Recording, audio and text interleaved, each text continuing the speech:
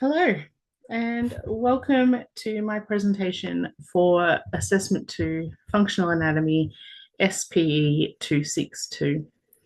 My name is Tennille Stubbs. My student number is S379646.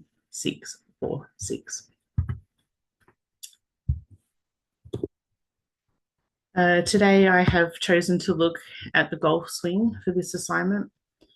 This presentation will look at 5 screenshots, stills or frames, and these will be from the 2 provided video clips. I will hopefully correctly identify the anatomical positions and directions visible in each screenshot. Following this, I will discuss a common golfing injury and then discuss the anatomy, etiology, and pathology of that injury. To conclude this presentation, I will identify some of the repercussions on functional activities that are associated with the golfing injury. And then the final slide will be the references that I have accessed in researching this topic. Okay, as you can see, this is clip 1. We are looking at this from the sagittal view or the lateral view. Starting at the head, we can see here the neck is in flexion. This movement takes place in the sagittal plane. We're looking at the upper limbs now. We will start on the right side. We can see that his right shoulder is in slight flexion, which is a sagittal movement. With some internal rotation, a transverse plane movement. His right elbow is also in some flexion, slight flexion, almost fully extended there. These movements happen in the sagittal plane. His right forearm we see is in supination, a transverse movement. And his right wrist we see has some slight extension and some radial deviation happening there, which is a coronal plane movement. Moving to his left side now, we can see that his left shoulder is also in slight flexion. His left elbow almost fully extended with maybe some slight flexion. These are sagittal plane movements. His left forearm is also in supination, a transverse movement. His left wrist may have some extension and radial deviation. It's a little bit hard to see from this angle.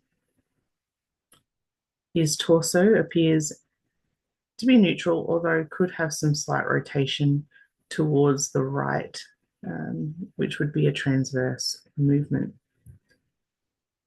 Moving to his lower limb, we can see on his right side, his right hip is in flexion. His right knee also has some slight flexion happening, both sagittal plane movements. His right foot and ankle there looks to be in a neutral position, inferior to the knee. Movements taking place in the sagittal plane. Over to his left side of his lower limbs, we see his left hip is in flexion. His left knee also slightly flexed, with his left foot, ankle in neutral position. Movements taking place in the sagittal plane. Moving on to clip 2, we can see that his head, a sagittal view, a lateral view of this frame. We can see his head and neck, we can see is in flexion. Also can see some slight rotation. Sagittal plane and transverse plane movements. Looking at his upper limbs there, we see his right shoulder. We have some slight flexion and some abduction. these movements taking place in the sagittal plane and the coronal planes. Looks like he could have some potential adduction happening or about to take place. His right elbow, we see his inflection, a sagittal plane movement, and his right forearm is in supination, which is a transverse movement. We see his right wrist is in extension, sagittal movement, with some slight radial deviation, which is a coronal plane movement. Moving to his left side of his upper limbs, we see his left shoulder has some horizontal adduction, coronal plane movement.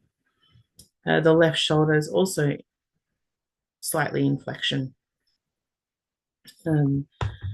His left elbow, we can see, appears to be fully extended. His left forearm, it's a little tricky to see here, but I would say in supination, potentially pronation. His left wrist appears neutral. Could potentially be some slight extension. Looking at his torso, we can see that there is a rotation towards his right side, this movement happening in the transverse plane. Moving to his lower limbs, we can see his right hip is in slight flexion, sagittal plane movement. It also has some external rotation, a transverse plane movement. His right knee has some slight flexion. His right foot ankle appears neutral. Moving to his left side, we can see his left hip is in flexion with some internal rotation taking place. This would be a transverse plane movement. His left knee is also in flexion with his left foot and ankle appearing neutral. Could possibly be some rotation there, some eversion.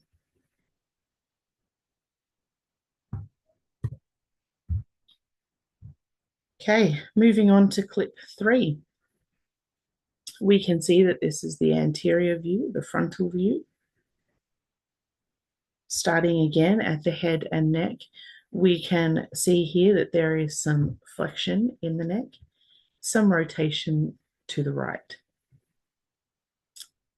Moving to his upper limbs, we can see here that his hands at this point are superior to his shoulders.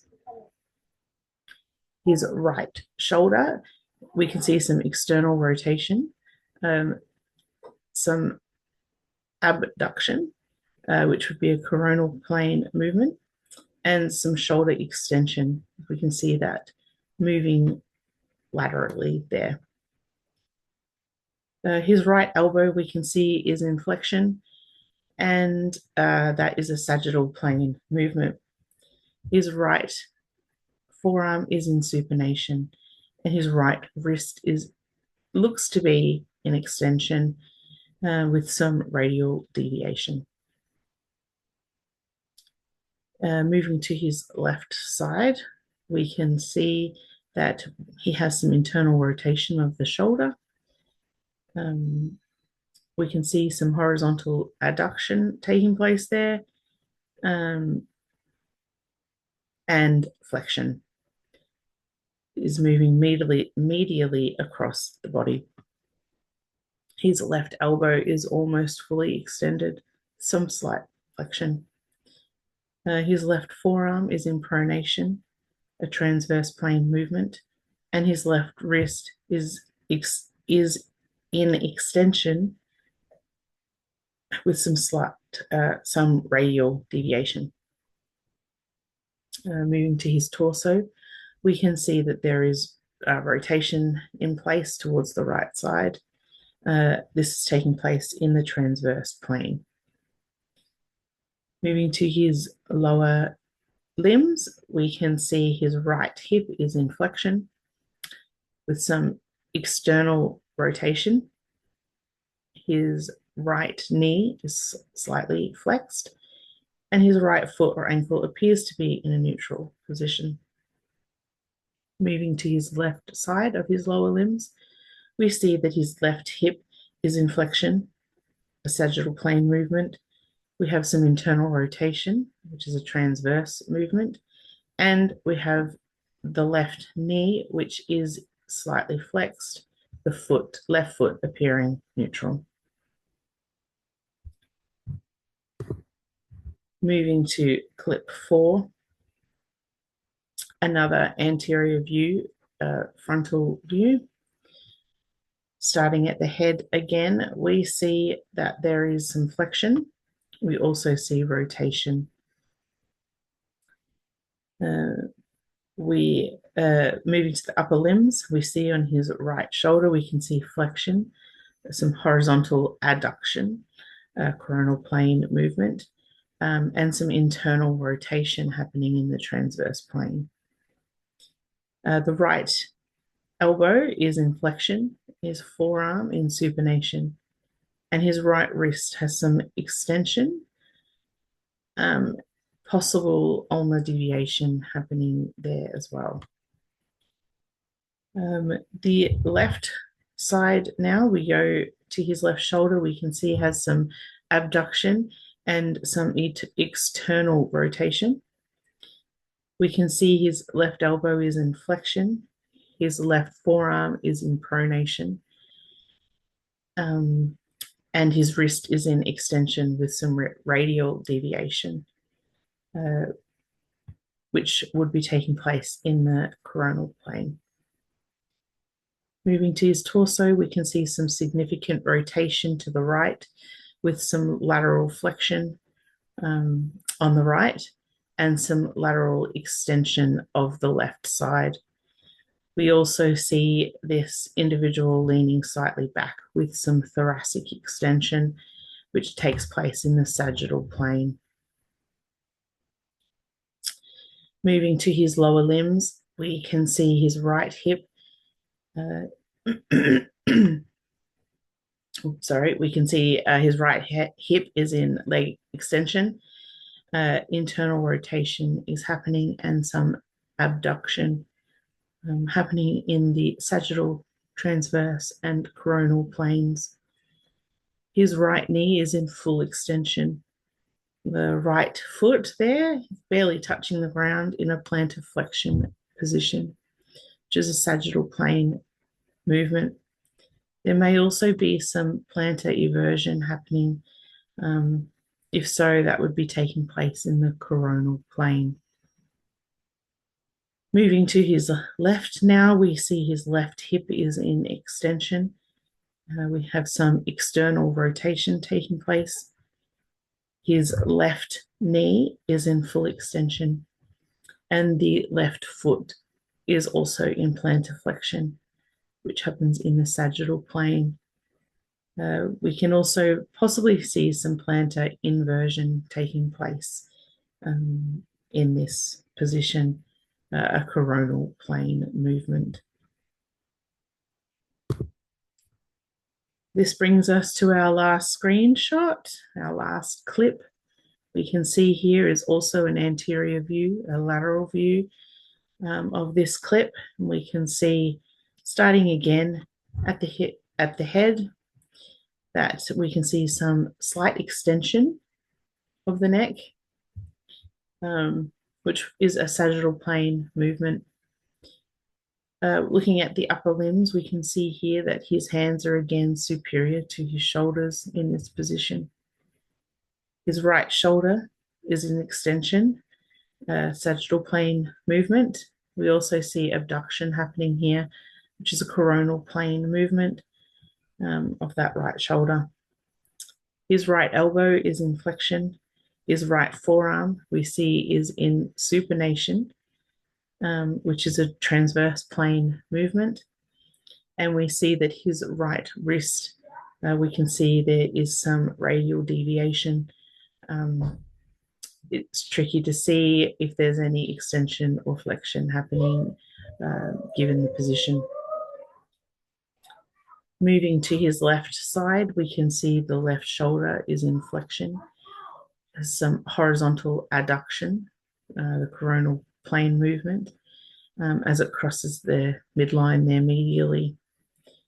His left elbow is in flexion. His left forearm is pronation, a transverse plane movement. His left wrist looks like there could some extension taking place and some distal deviation as well. His torso here is in full rotation towards the left side, as well as which is a transverse plane movement, as well as some thoracic extension taking place, a sagittal plane movement. Moving to his lower limbs, we can see here his right hip. There's some internal rotation taking place, transverse movement. He is in extension, which is a sagittal plane movement. His right knee appears in full extension. His right foot, ankle, is in plantar flexion, which is a sagittal plane movement. Moving to his left side, we can see his left hip is in external rotation. He otherwise appears to be in a neutral position, possibly some slight flexion taking place.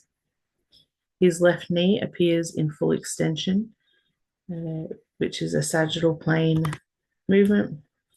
And his left foot or ankle appears to have some plantar inversion happening, which would happen in the coronal plane, but it could also be considered as neutral position.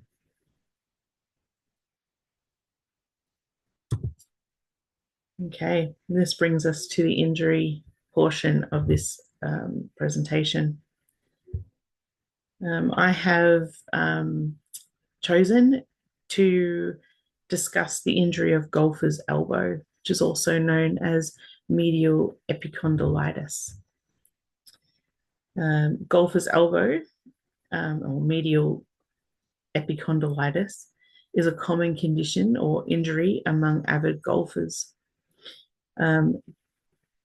Golfer's elbow is known to cause pain where the tendons of your forearm muscles attach to the bony bump on the inside of your elbow, which we know is the medial epicondyle. This is located at the distal end of the humerus. The associated elbow pain might also spread into the forearm and wrist. The pain of golfer's elbow can come on gradually or it can come on suddenly. The pain might worsen with certain movements. In golf would be with the swinging of the golf club. Golfer's elbow is similar to tennis elbow, which is probably the more well-known injury. However, tennis elbow occurs on the opposite side of the elbow, the lateral side of the elbow, where we find the lateral epicondyle. Golfer's elbow is not limited to golfers. Tennis players and other sports players, like baseballers, who repeatedly use their wrists or clench their fingers, can also develop golfer's elbow. Okay, that brings us to the anatomy involved in this injury. So the anatomy involved in medial epicondylitis, or golfer's elbow, is, of course, the humerus, which is the upper arm bone, the medial epicondyle, which is the bumpy, bony bump on the inside or the medial side of the distal part of the elbow. The medial epicondyle serves as the origin point for the forearm's wrist flexor and pronator muscles. We also have the common flexor tendon, which is a tough cord of tissue that connects the forearm muscles to the medial epicondyle. The forearm flexor pronator muscles are also involved, and these are muscles such as the pronator teres, the flexor carpi radialis, the palmaris longus, the flexor digitorum superficialis, and the flexor carpi ulnaris. These are responsible for wrist flexion or palmar flexion, flexing the fingers, and pronation, which is needed for rotating the palm downward. And we also have the ulnar nerve, which runs in a groove behind the medial epicondyle, can sometimes be affected by this injury. Okay, the etiology of this injury. Golfer's elbow is caused by overuse and repetitive stress on the forearm muscles and tendons, as discussed in the previous slide. These are the ones that attach to the inner part or the medial part of the elbow, the medial epicondyle. The overuse of the wrist flexor and pronator muscles occurs especially during forceful or repetitive actions like wrist flexion, forearm pronation, and gripping motions. All very common movements in the sport of golf. This injury occurs particularly in the golfer, if the golfer has an improper golf swing, if his mechanics aren't correct, improper grip of the golf club, or improper posture. The core issue is the chronic overloading of the common flexor tendon on the medial side, which is inside of the elbow, which lead to numerous tiny tears or micro tears in the tendon. This is a result of repetitive motions and is common in golf, but also sports beside golf, like I mentioned before, tennis and baseball. It can also be a common injury for some occupations and activities, like somebody who works in the tech industry who heavily uses a computer, and anyone participating in excessive hammering, like a carpenter, for instance. Maybe not so much these days with the use of nail guns. Okay. The pathology of this injury, the pathology of golfer's elbow, medial epicondylitis, involves tendinopathy of the forearm flexor and pronator muscles and tendons that attach to the medial epicondyle. As a golfer, elbows play an important part in your swing as you flex and bend them on the backswing and straighten them on the follow through. Typical elbow injuries in golf happen because of overuse that puts strain on the joint. They include tendonitis, which is inflammation of the elbow tendon, so the medial common flexor tendon that causes pain in the inner medial part of your elbow. We also experience tendinosis, which is degeneration. So here we see, instead of healing properly, the micro tears lead to a degenerative process known as tendinosis. This involves changes in the tendon's cellular structure, including the accumulation of fibroblasts, leading to scar tissue formation and a breakdown of the tendon's collagen fibers. While tendinosis is the primary chronic issue, some inflammation or tendinitis, is also present in the acute phase. We'll also see a weakening of the tendon, The accumulation of scar tissue and degenerate collagen fibers reduces the tendon's strength and flexibility, which makes it more fragile and prone to further injury. Okay, so there are some implications to this injury. Some of the functional activities that are affected by this. Individuals with golfer's elbow or medial epicondylitis will often experience a range of functional movement repercussions. They will likely have a reduced grip strength, which is noticeable by difficulty holding objects firmly, like their golf clubs, etc. They will also present with limited wrist flexion and pronation. This affects tasks like turning a doorknob, using utensils, typing, or using a computer mouse. They will likely see a decrease in range of motion. Pain and muscle guarding can lead to limited range of motion in their wrist and elbow, which further limits effective motions during their sporting activities and daily living activities, like lifting and reaching. Impaired functional activities can include things like carrying groceries, lifting a child, or a heavy item. It can affect their self-care and grooming functions, things like brushing your hair, brushing your teeth, wiping your bottom. It can also impact their ability to cook and clean. They will also experience some reduced fine motor control, may experience a difficulty with handwriting, for instance. They may also experience some tingling, some pain, like pins and needles sensations or numbness in the ring finger and little finger, which could indicate that medial nerve, that there's some medial nerve irritation, that ulnar nerve.